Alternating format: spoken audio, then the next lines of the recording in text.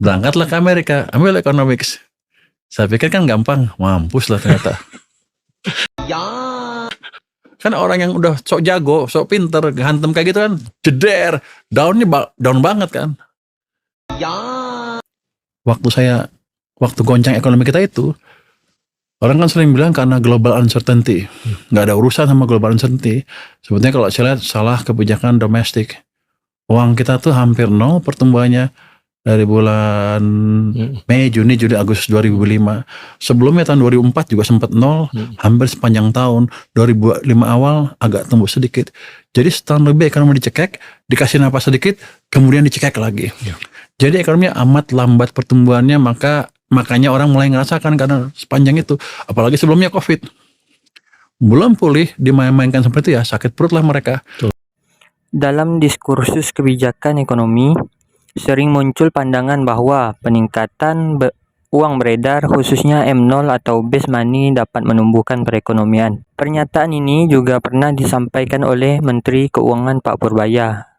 Namun pertanyaannya apakah pernyataan tersebut benar secara empiris dan bagaimana pengalaman Indonesia di berbagai rezim pemerintahan menunjukkan hubungan antara uang beredar, peran pemerintah, dan sektor swasta. Di video ini saya akan menjawab pertanyaan tersebut menggunakan hasil penelitian empiris, sekaligus membandingkannya dengan kebijakan ekonomi di era Presiden Susilo Bambang Yudhoyono, Presiden Jokowi, dan arah kebijakan yang direncanakan oleh era Presiden Prabowo. M0 atau base money adalah uang inti yang dikeluarkan oleh bank sentral dalam teori moneter klasik. M0 sering dianggap sebagai fondasi bagi pertumbuhan kredit dan aktivitas ekonomi. Secara sederhana, logika kebijakannya adalah uang bertambah dapat meningkatkan likuiditas sehingga kredit mengalir dan investasi juga naik sehingga dapat menumbuhkan ekonomi. Namun logika ini tidak terlalu bekerja otomatis karena sangat bergantung pada siapa yang menjadi motor pertumbuhan, pemerintah atau sektor swasta. Untuk menguji hubungan tersebut, penelitian ini menggunakan metode vector auto-regression atau VAR dengan data empiris. Penelitian ini menggunakan data time series uang beredar M0 dan produk domestik bruto yang dianalisis dalam bentuk logaritma agar hubungan antar variabel bisa dibaca secara proporsional dan stabil. Langkah pertama yang dilakukan adalah uji stasionaritas menggunakan metode Augmented Decay Fuller atau ADF.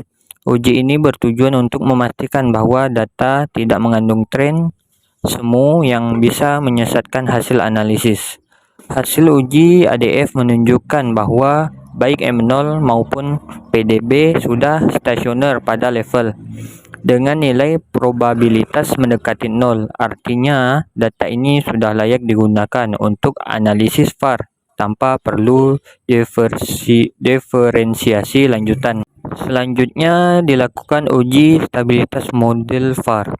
Hasilnya menunjukkan bahwa akar karakteristik berada di dalam lingkaran satuan.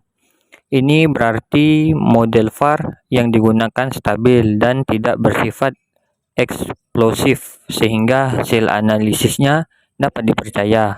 Yang pertama, uji kausalitas Granger. Setelah model VAR terbentuk, analisis pertama yang dilakukan adalah uji kausalitas Granger. Uji ini tidak melakukan sebab akibat secara filosofis, tetapi menguji apakah informasi masa lalu suatu variabel mampu memprediksi variabel lain. Hasil uji menunjukkan bahwa uang beredar M0 tidak mampu memprediksi pertumbuhan ekonomi. Sebaliknya, pertumbuhan ekonomi juga tidak mampu memprediksi pertumbuhan M0. Dengan kata lain, tidak terdapat hubungan sebab akibat secara statistik antara uang beredar dan pertumbuhan ekonomi dalam periode penelitian ini. Yang kedua, hasil estimasi VAR. Analisis selanjutnya adalah estimasi model VAR itu sendiri. Di sini kita melihat apakah perubahan M0 pada satu atau dua periode sebelumnya berpengaruh terhadap pertumbuhan ekonomi saat ini. Hasil estimasi menunjukkan bahwa seluruh koefisien M0 terhadap pertumbuhan ekonomi memiliki nilai T hitung yang lebih kecil dari T tabel. Artinya, secara statistik, pengaruh M0 terhadap pertumbuhan ekonomi tidak signifikan. Hal yang sama juga terjadi pada pengaruh pertumbuhan ekonomi terhadap M0. Ini memperkuat kesimpulan bahwa hubungan antara uang beredar dan pertumbuhan ekonomi bersifat lemah secara empiris. Untuk melihat seberapa besar peran masing-masing variabel dalam menjelaskan dinamika ekonomi, penelitian ini juga menggunakan analisis variance decomposition.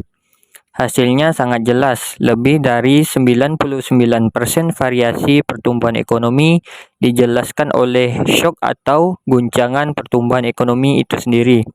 Kontribusi shock atau guncangan uang yang beredar M0 sangat kecil, bahkan kurang dari 1%.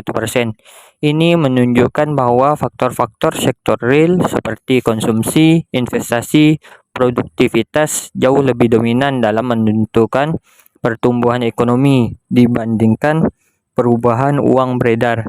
Dari sisi metodologi dan hasil empiris, penelitian ini secara konsisten menunjukkan satu hal penting, bahwa uang beredar bukanlah motor utama pertumbuhan ekonomi. Dengan dasar hasil inilah, kita kemudian bisa menguji dan menilai berbagai pernyataan kebijakan, termasuk klaim bahwa M0 dapat menumbuhkan perekonomian.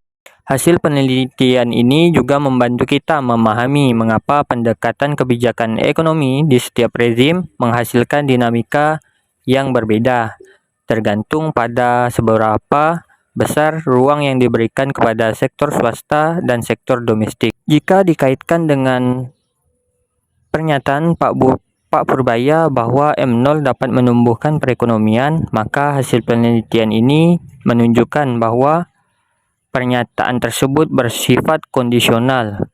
M0 memang bisa mendorong pertumbuhan ekonomi jika uang tersebut benar-benar masuk ke sektor produktif. Namun, tanpa transmisi yang kuat ke sektor real, peningkatan M0 tidak menghasilkan dampak signifikan terhadap pertumbuhan ekonomi. Jika kita melihat ke era Presiden Susilo Bambang Yudhoyono, pendekatan kebijakan ekonomi saat itu relatif lebih santai dari sisi pemerintah. Negara tidak terlalu agresif masuk langsung ke sektor produksi. Namun justru di era ini pertumbuhan M0 relatif tinggi, sekitar 17% secara rata-rata. Likuiditas yang longgar, stabilitas makro, dan iklim usaha yang cukup kondusif memberi ruang besar bagi sektor swasta. Hasilnya, pertumbuhan ekonomi Indonesia pada periode tersebut banyak digerakkan oleh private sector driven growth, khususnya konsumsi domestik dan investasi swasta. Ini menunjukkan bahwa ketika uang beredar tumbuh dan sektor swasta diberi ruang, transmisi ke sektor real bisa berjalan lebih efektif. Berbeda dengan era SBY, pada masa Presiden Joko Widodo, pemerintah mengambil peran yang jauh lebih aktif. Negara menjadi aktor utama pembangunan melalui proyek infrastruktur dan belanja pemerintah. Namun, dari sisi lain, ruang bagi sektor swasta relatif lebih sempit. Pertumbuhan M0 juga melambat, hanya sekitar 7%. Bahkan pada beberapa periode sempat mengalami kontraksi atau minus. Kondisi ini menyebabkan sektor swasta tidak menjadi motor utama pertumbuhan. Pertumbuhan ekonomi lebih banyak ditopang oleh belanja negara atau belanja pemerintah, bukan oleh ekspansi sektor privat. Dalam konteks penelitian ini, kondisi tersebut menjelaskan mengapa peningkatan M0 tidak terlihat berdampak signifikan terhadap pertumbuhan ekonomi. Memasuki era Presiden Prabowo, pemerintah menyampaikan rencana untuk menggabungkan dua pendekatan yang disampaikan oleh Pak Purbaya Yudi Sadewa. Pemerintah tetap aktif mendorong pertumbuhan, tetapi sektor swasta kembali dijadikan motor utama pertumbuhan ekonomi. Pendekatan ini sering disebut sebagai kombinasi government-led growth dan private sector-driven growth dengan target pertumbuhan ekonomi mencapai 8%. Namun perlu dicatat, karena era ini masih sangat awal, hasilnya belum bisa dinilai secara empiris dalam penelitian ini. Oleh karena itu, analisis terhadap era Prabowo masih bersifat prospektif, bukan evaluatif. Temuan penelitian ini sejalan dengan teori netralitas uang dari Milton Friedman yang menyatakan bahwa uang tidak secara langsung memengaruhi output real. Pengalaman Indonesia lintas rezim menunjukkan bahwa uang beredar hanya efektif mendorong pertumbuhan jika sektor swasta diberi ruang dan insentif yang memadai. Sebagai kesimpulan, penelitian ini menunjukkan bahwa uang beredar M0 bukanlah faktor penentu utama pertumbuhan ekonomi. Pernyataan bahwa M0 dapat menumbuhkan perekonomian hanya akan berlaku jika didukung oleh desain kebijakan yang tepat. Pengalaman era Presiden Susilo Bambang Yudhoyono, Presiden Joko Widodo, dan arah kebijakan Presiden Prabowo Subianto menunjukkan bahwa keseimbangan antara peran pemerintah dan sektor swasta menjadi kunci utama pertumbuhan ekonomi yang berkelanjutan. Bukan seberapa banyak uang yang dicetak, tetapi siapa yang diberi ruang untuk menggerakkan ekonomi.